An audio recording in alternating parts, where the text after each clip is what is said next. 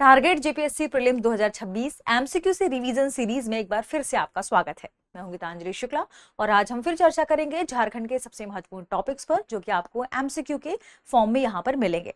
इसका पीडीएफ कहां मिलेगा? इसका पीडीएफ आपको मिलेगा दृष्टि BPSC and JPSC YouTube Telegram channel पर। ठीक है, कहां पर?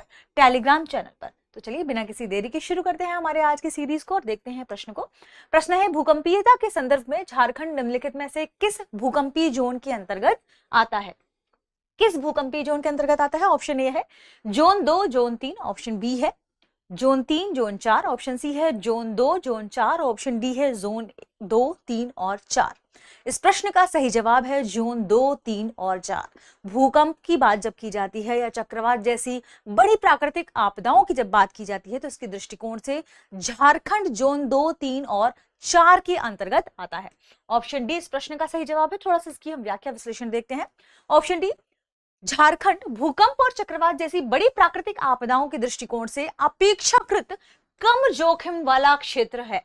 ठीक है, कम जोखिम वाले क्षेत्र में स्थित है। हालांकि भूकंपीय वर्गीकरण के आधार पर राज्य 3 भूकंपीय जोन में फैला हुआ है। जोन 2 की बात की जाए, यह भूकंपीय जोखिम के सबसे निचले स्तर का प्रतिनिधित्व करता है और राज्य के 7 जिलों को कवर करता है। जोन 3, इसमें 15 जिले शामिल हैं जो मध्यम भूकंपीय जोखिम का संकेत देते हैं और जोन 4, इसमें गोड्डा और साहिबगंज जिले शामिल हैं जो झारखंड के सबसे अधिक भूकंप संभावित क्षेत्र माने जाते हैं। ऑप्शन डी इस प्रश्न का सही जवाब है। आगे बढ़ते हैं और अगला प्रश्न देखते हैं।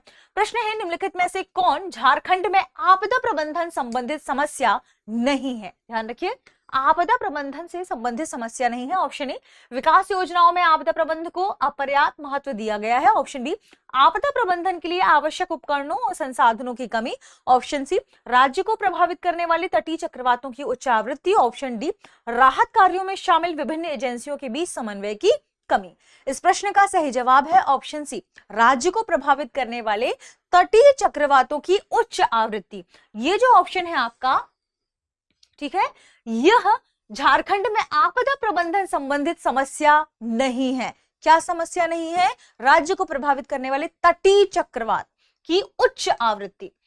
ठीक है, झारखंड में आपदा प्रबंधन के क्षेत्र में संस्थागत, अवसंरचनात्मक तथा क्षमता संबंधी अनेक समस्याएं विद्यमान हैं, जैसे विकास योजना में आपदा प्रबंधन का अपर्याप्त एकीकरण, उपकरणों तथा संसाधनों की कमी, राहत एवं प्रतिक्रिया के दौरान एजेंसियों के बीच कमजोर समन्वय, प्रशिक्षण, जन जागरूकता तथा अनुसंधान एवं विकास का अभाव, प्रारंभिक चेतावनी प्रणालियों की कमजोरी। यानी विकल्प जो सी है वो इस प्रश्न का सही जवाब है। यानी झारखंड में आपदा प्रबंधन के क्षेत्र में संस्थागत, अवसंरचनात्मक तथा क्षमता संबंधी अनेक समस्याएं विद्यमान है, उनमें ये सारी समस्याएं शामिल हैं। ठीक है, अगला प्रश्न है, निम्नलिखित क्षेत्रों पर विचार कीजिए। एक, जीवाश्म पार्क साहिबगंज। दूसरा है पारसनाथ गिरिडीह। ऑप्शन इसमें तीसरा है कैनेरी पहाड़ हजारीबाग। चौथा है त्रिकूट पहाड़ देवघर। उपर्युक्त क्षेत्रों में से कौन से क्षेत्र झारखंड पर्यटन नीति 2015 के अंतर्गत विकसित किए गए हैं? यानी किन क्षेत्रों को झारखंड में पर्यावरण नीति 2015 के अंतर्गत विकसित किया गया है? ऑप्शन ए है केवल 1 और 2, ऑप्शन बी है केवल 1, 2 और 3, ऑप्शन सी है 1, 2, 3 और 4, ऑप्शन डी है केवल 2, 3 और 4। इस प्रश्न का सही जवाब है ऑप्शन सी, 1, 2, 3 और 4। झारखंड पर्यावरण पर्यटन नीति की जब बात की जाती है जो 2015 में लाया गया था, इसको पर्यावरण के अनुकूल पर्यटन को बढ़ावा देने के उद्देश्य से लाया गया था और जो झारखंड में अनियंत्रित मानवीय गतिविधियों के कारण होने वाली पर्यावरणीय क्षति थी उसको कम करना इसका मुख्य उद्देश्य था। ध्यान रखिएगा, इसके तहत ऑप्शन सी 1, 2, 3 और 4 जो क्षेत्र हैं इन्हें विकसित किया गया था 2015 की जो पर्यावरण नीति है उसके अंतर्गत। ठीक है, तो झारखंड पर्यावरण पर्यटन नीति 2015 को पर्यावरण के अनुकूल पर्यटन को बढ़ावा देने और अनियंत्रित मानवीय गतिविधियों के कारण होने वाले पर्यावरणीय क्षति को या क्षरण को कम करने के लिए अधिसूचित किया गया था।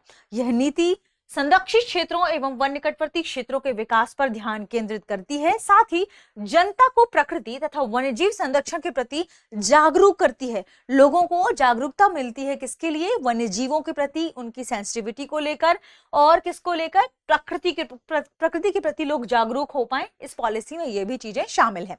ठीक है, पहले चरण में निम्नलिखित क्षेत्रों में पर्यावरण पर्यटन परियोजनाएं शुरू की गई थी। कौन कौन से क्षेत्र है?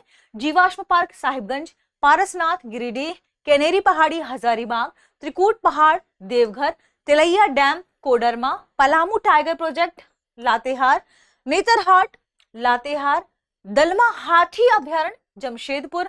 अतः विकल्प डी में ये चारों चीजें शामिल थी जो हमने देखी, शुरू की। ठीक है, तो विकल्प डी इस प्रश्न का सी इस प्रश्न का क्या हो जाएगा? सही जवाब हो जाएगा। ठीक है, सी। आगे बढ़ते हैं और अगला प्रश्न देखते हैं। अगला प्रश्न है, झारखंड ऊर्जा नीति 2012 के अनुसार राज्य की कुल विद्युत मांग का खालिस्तान हिस्सा अगले 10 वर्षों के भीतर गैर पारंपरिक स्रोतों से उत्पन्न किया जाएगा। गैर पारंपरिक स्रोत मतलब जिनसे ग्रीन हाउस गैसों का उत्सर्जन नहीं होता, जो स्वच्छ ऊर्जा के अच्छे सोर्सेस के रूप में माने जाते हैं। ऑप्शन ए है 40%, ऑप्शन बी है 30%, ऑप्शन सी है 45%, ऑप्शन डी है 50%। इस प्रश्न का सही जवाब है 50%। झारखंड ऊर्जा नीति 2012 की जब बात की जाती है तो इसका मुख्य उद्देश्य है ग्रीन हाउस गैसों के उत्सर्जन को कम करना और सतत ऊर्जा विकास को बढ़ावा देना। और इसी के अंतर्गत शामिल किया गया था कि विद्युत मांग का 50%, ऑप्शन डी 50% हिस्सा अगले 10 वर्षों के भीतर गैर पारंपरिक स्रोतों से उत्पन्न किया जाएगा। तो झारखंड ऊर्जा नीति 2012 का निर्माण राज्य में ग्रीन हाउस गैस उत्सर्जन को कम करने और सतत ऊर्जा विकास को बढ़ावा देने के उद्देश्य से किया गया था। इस नीति की एक प्रमुख विशेषता क्या है कि सौर, पवन, बायोमास एवं लघु जल विद्युत जैसी गैर परंपरागत यानी जो नवीकरणीय ऊर्जा स्रोतों पर विशेष महत्ता, इसको विशेष इंपॉर्टेंस देना। नीति के नियमों के अनुसार यदि हम बात करें तो झारखंड की कुल विद्युत मांग का 50% हिस्सा 10 वर्षों की अवधि के भीतर गैर पारंपरिक ऊर्जा स्रोतों से पूरा करने का लक्ष्य रखा गया था, यानी ऑप्शन डी 50% इस प्रश्न का सही जवाब है। अगला प्रश्न देखते हैं। अगला प्रश्न है, झारखंड राज्य गंगा नदी संरक्षण प्राधिकरण इसका गठन किस वर्ष हुआ था? ऑप्शन ए वर्ष 2007, ऑप्शन बी वर्ष 2008, ऑप्शन सी वर्ष 2009, ऑप्शन डी वर्ष 2011। इस प्रश्न का सही जवाब है वर्ष 2009। राष्ट्रीय गंगा नदी बेसिन प्राधिकरण की जब बात की जाती है तो इसका गठन हुआ था 20 फरवरी 2009 को। ठीक है, और इसके बाद अगर हम बात करें झारखंड राज्य में गंगा नदी संरक्षण प्राधिकरण के विकास की, 2009 वर्ष 2009 में इसका गठन हुआ था। ठीक है, नदी जल विशेषकर गंगा नदी के संरक्षण के लिए भारत सरकार के पर्यावरण एवं वन मंत्रालय ने राष्ट्रीय गंगा नदी बेसिन प्राधिकरण की स्थापना 20 फरवरी 2009 को की थी। देखिए, जब हम बात करते हैं राष्ट्रीय गंगा नदी बेसिन यानी national Ganga river basin authority, इसके द्वारा गंगा बेसिन राज्यों को जारी किए गए निर्देशों के बाद पर्यावरण संरक्षण अधिनियम 1986 की धारा 3 के तहत 30 सितंबर 2009 को झारखंड राज्य गंगा नदी संरक्षण प्राधिकरण का गठन होता है। यानी पहले नेशनल लेवल पर 20 फरवरी 2009 को इसका गठन हुआ, फिर नेशनल लेवल पर जो इसका गठन हुआ है, इसी के ध्यान रखिएगा पर्यावरण संरक्षण अधिनियम 1986 की धारा 3 के तहत 30 सितंबर 2009 को झारखंड राज्य गंगा नदी संरक्षण प्राधिकरण का गठन किया गया। यानी ऑप्शन कौन सा सही है इसका? चलिए कमेंट सेक्शन में बताइए। ऑप्शन 2009। ठीक है, सी। इसके अध्यक्ष झारखंड के मुख्यमंत्री जो भी पदेन होंगे वो होंगे और इसका मुख्यालय रांची होगा। नोट कर लीजिएगा, इंपॉर्टेंट है। अगला प्रश्न है, झारखंड राज्य जल संभर मिशन के समन्वय से खालिस्तान द्वारा जल संभर प्रबंधन में डिप्लोमा का संचालन किया जा रहा है। Option A IGNOU, option B IIM Ranchi, option C XLRI Ranchi, option D option D Birsa Krishi Vishwavidyalaya Ranchi. इस प्रश्न का सही जवाब है इग्नू। दरअसल इग्नू के साथ जल संभर प्रबंधन में डिप्लोमा कार्यक्रम का जो है संचालन किया जा रहा है। तो ऑप्शन ए इग्नू इस प्रश्न का सही जवाब है। पर्वत श्रृंखला से घाटी तक, जो पर्वत श्रृंखला है वहां से लेकर घाटी तक विस्तृत जल संभर प्रबंधन दृष्टिकोण के माध्यम से जल और भूमि संरक्षण को बढ़ावा देने के लिए, ध्यान रखिएगा किसके लिए? जल और भूमि संरक्षण को बढ़ावा देने के लिए झारखंड ने 24 जिलों में 6.20 लाख हेक्टेयर से अधिक क्षेत्र को कवर करते हुए 117 समूहों में 927 सूक्ष्म जल संभरों में जल संभर कार्यक्रम लागू किए हैं। तो कितने? 927 सूक्ष्म जल संभरों में जल संभर कार्यक्रम को लागू किया गया है। झारखंड भारत का पहला राज्य बन गया है जिसने जल संभर प्रबंधन पर एक समर्पित शैक्षणिक पाठ्यक्रम शुरू किया है। किसके साथ मिलकर? इग्नू के साथ। तो जल संभर प्रबंधन में डिप्लोमा का संचालन इंदिरा गांधी राष्ट्रीय मुक्त विश्वविद्यालय यानी इग्नू द्वारा झारखंड राज्य जल संभर मिशन के समन्वय से किया जा रहा है। ऑप्शन ए इस प्रश्न का सही जवाब है। अगला प्रश्न देखते हैं। अगला प्रश्न है, राष्ट्रीय स्तरीय इंस्पायर पुरस्कार मानक इस प्रदर्शनी में राज्य का प्रतिनिधित्व करने के लिए झारखंड से कितने विद्यार्थियों का चयन किया गया था? यह चयन किया गया है। Option A 10, option B 15, option C 12, option D 20। इस प्रश्न का सही जवाब है ऑप्शन बी 15। राष्ट्रीय स्तरीय इंस्पायर पुरस्कार मानक प्रदर्शनी में झारखंड से 15 स्टूडेंट का सिलेक्शन हुआ था। यानी राष्ट्रीय स्तर की इंस्पायर पुरस्कार मानक प्रदर्शनी में झारखंड के 15 स्टूडेंट ने पार्टिसिपेट किया था। आप कह सकते हैं इनका चयन हुआ है। इसका आयोजन हुआ है नई दिल्ली में। इसके बारे में समझते हैं। झारखंड से कुल 15 छात्रों का चयन नई दिल्ली में आयोजित राष्ट्रीय स्तर की इंस्पायर पुरस्कार मानक प्रदर्शनी में भाग लेने के लिए किया गया। अतः विकल्प बी सही है। इंस्पायर पुरस्कार मानक का पूरा नाम million minds augmenting national aspiration and knowledge है। ठीक है, इसे भारत सरकार के विज्ञान एवं प्रौद्योगिकी विभाग के अंतर्गत निष्पादित किया जाता है। ध्यान रखें, विभाग भी पूछ सकता है। तो विज्ञान एवं प्रौद्योगिकी विभाग इस प्रश्न का सही जवाब है। झारखंड से 15 लोगों का चयन हुआ है, स्टूडेंट का चयन हुआ है। अगला प्रश्न है, झारखंड में किस जिला प्रशासन ने बोर्ड परीक्षा विजय अभियान शुरू किया है? बोर्ड परीक्षा के परिणामों को सुधारने के लिए, शैक्षणिक लेवल को सुधारने के लिए इस अभियान को शुरू किया गया है जिसका नाम है बोर्ड परीक्षा विजय अभियान। तो किस जिला प्रशासन ने? ठीक है, option A Simdega, option B Gumla, option C Khunti, option D Latehar. इस प्रश्न का सही जवाब है गुमला। तो गुमला जिला प्रशासन ने बोर्ड परीक्षा विजय अभियान शुरू किया है। क्यों शुरू किया है ये भी हम जानते हैं। ऑप्शन बी सही जवाब है, ताकि वहां के शैक्षणिक स्तर को सुधारा जा सके। तो गुमला जिला प्रशासन ने बोर्ड परीक्षा विजय अभियान शुरू किया है। बी विकल्प सही है। इस पहल का उद्देश्य है जेएसी, ठीक है, झारखंड के जो स्टूडेंट है, जो बच्चे हैं, उनके लिए कक्षा 10 और 12 की परीक्षाओं में बैठने वाले छात्रों के, यानी बोर्ड 10th एंड 12th में बैठने वाले छात्रों के शैक्षणिक प्रदर्शन एवं बोर्ड परीक्षा परिणामों में सुधार करना।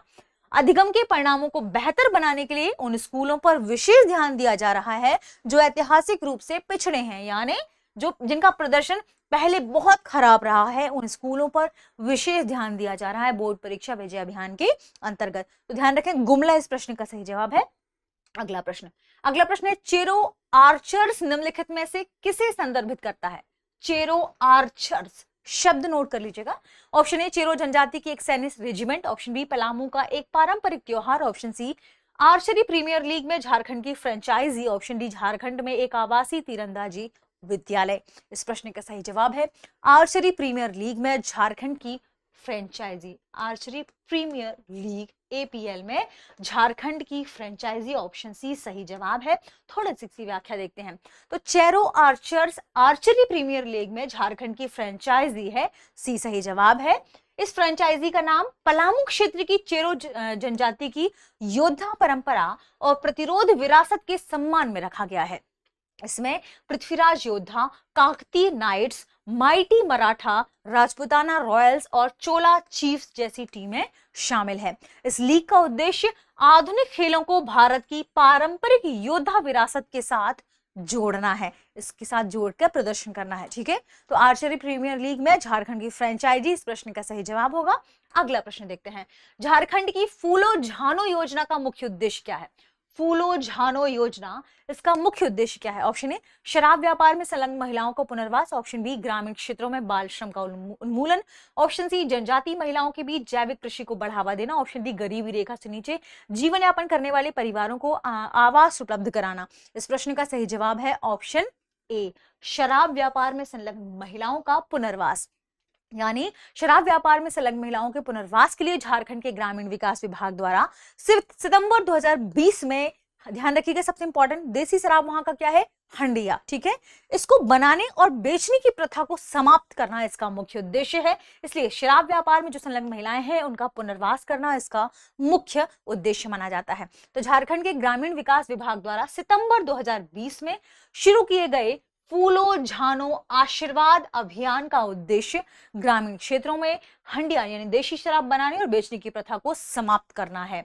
इस योजना का उद्देश्य शराब के व्यापार में पहले से संलग्न महिलाओं को सम्मानजनक और स्थायी आजीविका के अवसर प्रदान करके उनका पुनर्वास करना है। सम्मानजनक तरीके से उनके पुनर्वास को इसके भीतर शामिल किया गया है।